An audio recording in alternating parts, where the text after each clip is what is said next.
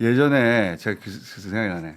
문재인 대통령 취임하고 나서 퇴임까지 5년 동안 제가 딱 한 번 전화를 받았어요. 어허. 사실은 지금 처음 밝히는 건데 아하. 딱 한 번 문재인 대통령 쪽으로부터 직접 전화 안 하지. 그렇지. 예. 전화를 받아가지고 딱 한 번 제 의견을 전한 적이 있어요. 어허. 제 의견을 궁금해한 적이 딱 한 번 있다고. 아. 5년 통틀어가지고. 무심했네. 제가 당연히 연락하지도 않고 네, 그렇지. 연락 오지도 않아요. 하면 안 되죠, 당연히. 그리고 네. 저는 그게 당연하다고 생각하고. 그런데 이재명 대통령께서는 제가 보기에는 어준 씨한테 1년에 한 번씩은 전화할 겁니다.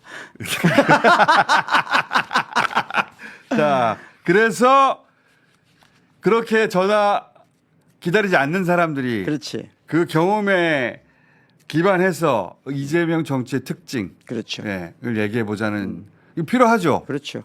이재명에 대해서 잘하는 것 같지만 잘 몰라요. 몰라요. 언론이 다룬 것은 오로지 자범 이재명밖에 없어요.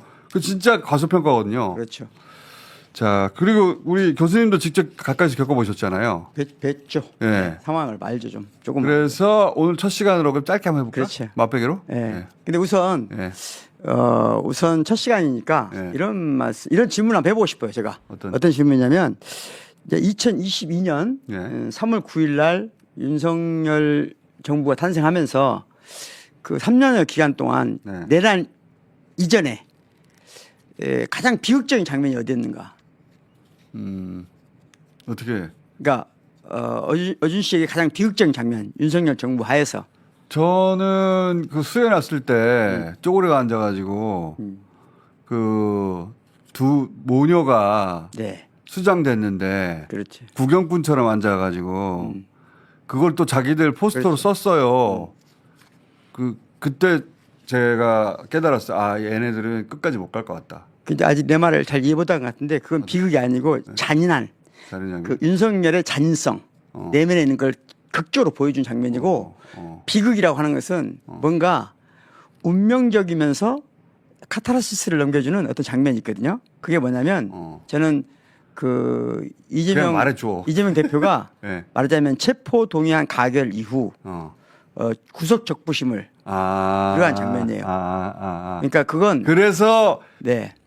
그 구속 적부심 실질심사 받고 걸어 나오는 장면 걸어 나올 때 그 장면. 나는 어떤 장면이냐면 그 경비원에게 인사한 장면 있잖아요. 아, 맞아요. 그 인상적이었어요, 굉장히. 저는 그게 가장 극단적인 상황 그리고 그 극강의 어떤 그 긴장 상황이 막 풀려난 상황에서 사람은 해체되거든요.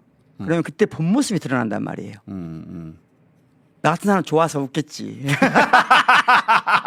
활짝활짝 뛰어서 나왔겠지, 신나서. 근데 그때 이재명 대표가 그 같이 경비를 보고 있는 또는 무슨 경찰인가 그분에게 인사하는 모습이 너무 처절했어요. 저는 그 장면이 가장 비극적이라고 생각이 들었거든요. 저 네, 장면이. 이 장면이에요. 네. 그렇지. 저건 시켜서 하는 게 아니에요. 그렇죠. 저거는 그렇게 되는 게 아니에요. 네. 참으로 사람에 대한 존중이 있다. 저분한테 굉장히 인상적인 장면이 저거. 네. 그래서 약간 저게 이제 무서운 장면이기도 하고 굉장히 저한테는 비극적인 장면인데 이번에 대선 기간 중에 그 많은 사람들이 그런 얘기를 했어요. 그 이재명 당시 대표가 후보가 또 김대중 대통령만큼 죽을 거리를 4번 넘겼다. 그런 비유가 있고 했어요. 저는 이제 처음에는 그 비유가 좀 맞나 하는 생각이 들었는데 왜냐하면 김대중 대통령의 죽음은 5.18과 연관돼 있거든요. 그래서 함부로 비유할 문제가 아니란 말이에요. 맞아요. 아무리. 그리고 네. 물리적으로 그렇죠. 배에다 싣고 수장시키기 지점까지 진짜 갔거든요. 예, 예. 네. 그러니까 비교돼서는 함부로 대비될 상황은 아니에요. 미군 비행기가 날아와서 살린 거거든요, 그때. 예. 그다음에 이제 그런데도 불구하고 특히 이제 그 지금 누구죠? 갑자기 우리 그 호남에 와서 유세를 하시던 정청래 의원? 정청래 의원이 그 얘기를 많이 했어요. 예, 예. 그런데 그때 호남 사람, 전라도 사람 중에 누구도 그 문제에 대해서 의의를 제기하지 않았어요. 단 한 사람도. DJ하고 비교한다는 건 어마어마한 거거든요. 어마어마한 얘기인데 네. 특히 5.18과 연관돼 있고 그런데 단 한 사람도 의의를 제기하지 않았어요. 저는 그게 지금 이재명 정부의 사람들이 거는 어마어마한 무게감이라고 생각해요. 기대고. 그렇지. 아니 그 호남에 가가지고 유세하다가 정치인을 DJ하고 비교한다는 거는 감히 못하는 일이죠. 그렇죠. 특히 네. 죽음을 죽음을. 비교한다는 건, 죽음의 고비를 비교한다는 근데 건 웬만하면은 그건 아니지라고 말이. 그렇죠. 근데 내가 항상- 지지하는 사람이라 하더라도 그건 그렇죠. 아니지라고 태어나기 말하는데 십상인데 단 한 사람도 그렇게 말하지 그 않았다. 문제에 대해서 의의를 제기하지 않았다는 것은 저는 지금 이재명 대통령께 대한민국 국민이 기대하는 바가 그만큼 굉장히 막중하다고 생각해요. 무게감이 크다.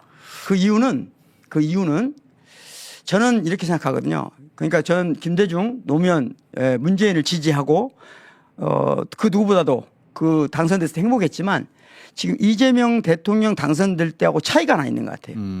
저한테는. 어떤 느낌이냐면 지금 이재명 대통령이잖아요. 나의 정부 같아요. 아, 그거 뭔지 알 것 같아요. 내가 만든 정부가 아니라 나의 정부 같아요. 그거 느낌이. 뭔지 알 것 같아요. 예. 왜냐면은 우리의 정부 같아요. 이게 지난 6개월을 안 겪었으면 그렇게까지는 그게 안 안 되죠. 됐어요. 네. 내가 좋아하거나 지지하거나 동의하는 정치인이었을 텐데 지난 6개월을 겪으면서 내일이 됐단 말이지 이게. 그렇죠. 내가 죽겠어. 그러니까 나는 나보다는 어윤 씨가 그게 더 크실 거라고 생각해요. 내가 죽겠단 말이지. 네. 그러니까 그 사람의 운명하고 나하고가 동기화가 우리가 돼버린 거예요. 돼버렸어요. 그래서 많은 경우에. 예. 지금 그러니까 우리 모두는 이재명 정부가 성공이 곧 우리의 성공이고 실패가 우리 실패예요. 그게 지지하냐 아니냐의 문제가 문제가 아니에요. 아닌 지지자의 것 같아요. 자리가 맞아요. 아니에요. 예. 그런 점에서 특히 이제 저는 정치인으로서는 네. 그 지난 3년간 큰 고통을 겪긴 했지만 그런 상태가 됐다는 건 어마어마한 행운이죠. 그렇죠. 물론 살아남았다는 자체가 어마어마한 행운이기도 한데 그래서 동기화한 지지자들 네. 자기하고 네. 이게 어마어마한 그런 지지자를 어떻게 가져요? 그렇죠. 지금까지 그러니까 정치적으로 다수당의 대통령이면서 지금 우리 진영에서 다수당의 대통령이면서 이 정도로 강하게 국민과 연동된 하나의 감정을 가진 맞다. 유일한 사람입니다. 그래서 국민의힘에서 뭐라 하는 게 들리질 않아요. 들리지 않아요. 신경 안 써요. 조선일보가 뭐라 아무리 뭘 하는데 해도 들리지 않아요. 기분이 안 나빠요. 그렇죠. 노력해. 예전에는 어떻게든 반박하고 그렇죠. 내가 지지하는 사람 누가 욕하니까 화가 나고 그런 거였거든요. 네. 근데 그렇게 하는구나. 알았어. 애써봐.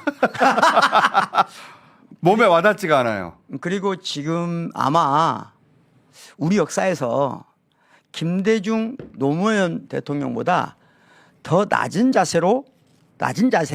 자리에서 정치를 할 마지막 대통령이라고 저는 생각합니다. 그거는 제가 본인 정체성의 서민이라는 말로 표현했는데 첫 번째 할 때 네. 이거는 제가 교수님하고 이제 월말 김어준이라는 방송에서 네. 얘기 나눴던 얘기거든요. 서민을 위하는 게 아니라 본인이 서민이다. 네. 서민 그렇죠. 정체성을 내가 가지고 있다. 그 보통은 이제 성공한 뭐 CEO나 성공한 정치인들이 서민 얘기 꺼낼 때는 봐라 내가 그걸 극복했다. 그렇지. 그래서 내가 이제는 더 나은 존재가 되었다라고 말할 때 서민을 끌어내거든요. 그러니까 이야말은 아니에요. 그러니까 소설에서도 네. 계몽적 영서사를 만드는 성장기 소설 있잖아요. 그렇지. 어릴 때 고통을 겪고 와서 나중에 네. 성공한 거 이게 그렇지. 지긋지긋하거든요. 그러니까. 그런 이야기는 이미 끝났는데 서민을 극복할 대상으로 보는 거군요. 그렇죠. 거기서는. 그렇지. 그런데 이재명 대통령은 그런 정치인이 아니에요. 거길 떠난 적이 없어요. 네, 한 번도 떠난 적이 없어서 지금도 가장 제가 생각하기에 이건 첫 번째는 나의 정부, 우리의 정부다. 문제는 이게 모두의 정부가 되는 것이 우리의 성공이다. 라고 보는 거예요.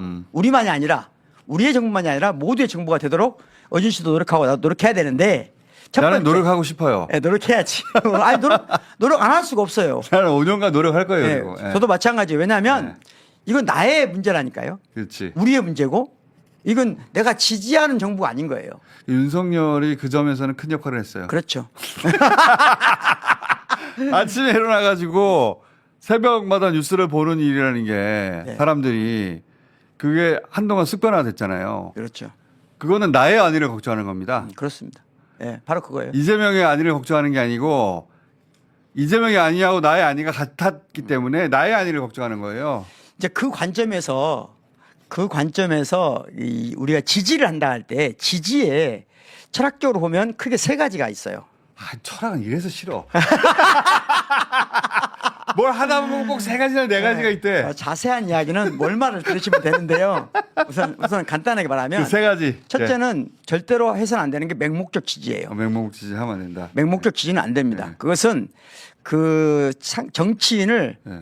건강하게 하지 못하게 만들어요. 아니 그거는 제가 다 앞으로서 드리니 괜찮아요. 예, 맹목적 지지. 근데 두 번째가 뭐냐면 뉴스공장 들으시면 다 이유가 나옵니다. 두 번째는 이제 비판적 지지란 말을 많이 쓰거든요. 그건 싫어해요 저는. 저는 네. 지금도 많이 쓰는 사람 있어요. 네. 그러니까 그 의미가 좋고 나쁘고를 떠나서 우리 정치사에서 저는 비판적 지지에 대해서 아주 비판적인 사람이에요.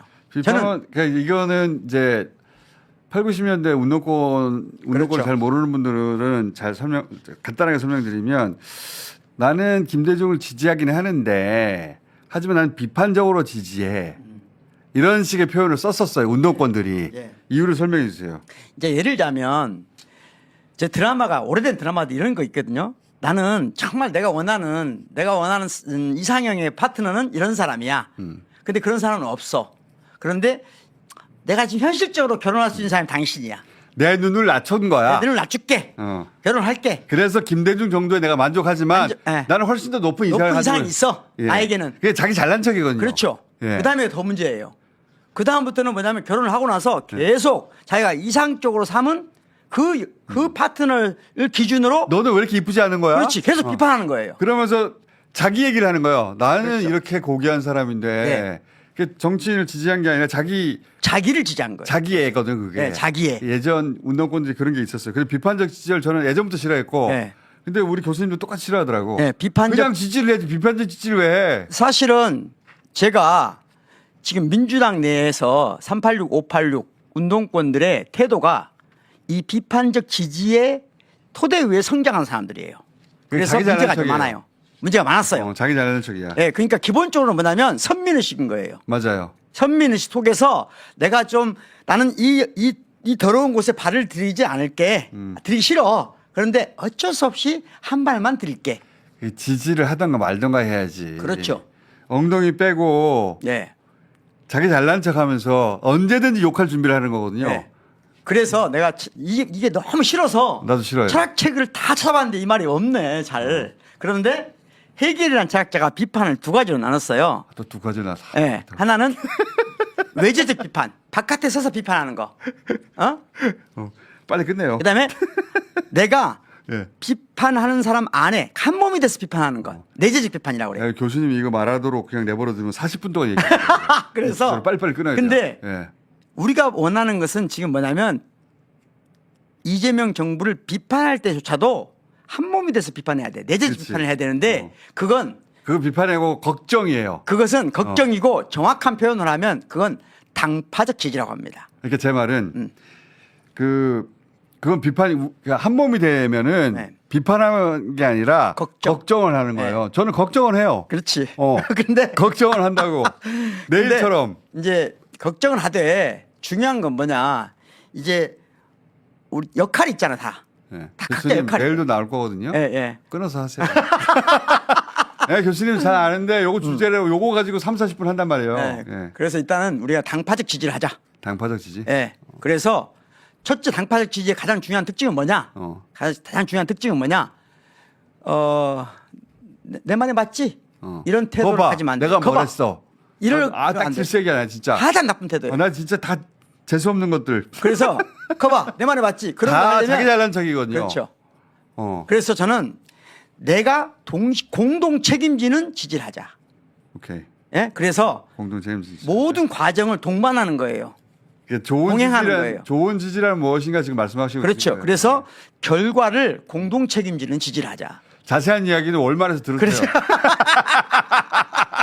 월말 김어준에서는 이거 내가 1시간 동안 얘기하게 내버려 두니까. 예. 그래서 예를 들자면 지금 인사 가지고 인사 문제도 텐미리 해야 돼. 빨리 끝내요. 그리고 인사도 예를 들자면 네. 이 잠깐 참고적으로 말씀드리면 공무원이라고 하는 건 공무원은 세 가지 직책이 있는데 또 세 가지. 세 가지 직책이 있는데 첫 번째는 뭐냐? 첫 번째는 선출직이에요. 예. 선출직, 공모직, 임명직이 있어요. 이 중에 장관은 임명직이잖아요. 예. 장관은 언제든지 전화 끊으면 그건 그만둬야 됩니다. 예. 똑같은 거거든요. 이 임명직 중에서도 직접적인 참모직이 있고 기관장이 있어요. 네. 참모직은 그냥 눈만 내려도 그만둬야 되는 자리입니다. 그렇지. 예? 예. 민정수석 이런 거. 눈만 돌려도 그만둬야 민정수석 자리예요. 내일 나오지 마 그러면 내일 나오지 말아야 돼요. 그렇죠. 말할 필요 없다니까요. 예. 그러니까 장관 정도 되면 내 전화 끊으면 돼요. 내일 나오지 마세요. 이 정도인데 비서실은요. 눈만 내려도 그만둬야 됩니다. 그 정도니까 그 정도 다 알고 하는 거니까 우리는 어떻게 한다? 공동 책임을 지는 결과에 대해서까지 함께 책임을 지는 지지를 하자. 그게 지금 우리에게 필요한 거다. 자, 교수님 또 나올게요. 네. 발동 막 걸리기 시작했기 때문에 지금 네. 지금 냅두면 한 30분 네. 되니까 방금 그 사이에 속보가 하나 올라오네요. 대통령실에서 일주일간 국민들로부터 장차관 공공기관장 인사 추천을 받기로 했답니다. 아하. 아이디어를 얻는다는 좋네요. 거죠. 이재명 정부다운 발상이에요. 그리고 이제 이재명 대통령의 가장 큰 첫 번째는 약자를 위한 정치가 아니에요. 약자의 정치지. 그게 가장 큰 차이예요. 네. 서민을 대상으로 한 정치가 아니에요. 아니에요. 본인이 서민이어서 서민 하는 정치예요. 정치예요. 그렇죠. 그게 근본적인 차이가 있다고 내가 첫 시간에 얘기했는데 네. 그 얘기는 앞으로 반복해서 할게요. 그게 가장 중요한 말이거든요. 그게 가장 중요한 거예요. 본인의 이재명의 정체성은 서민이에요. 그러니까 우리를 위한 정부가 아니고 우리의 정부라는 거예요. 자, 다른 말로 하면. 자, 첫 시간 이렇게 해놓고 네. 욕심 좀 그만 내시고 이제 조금 좀 어려운 얘기는 다음 시간에.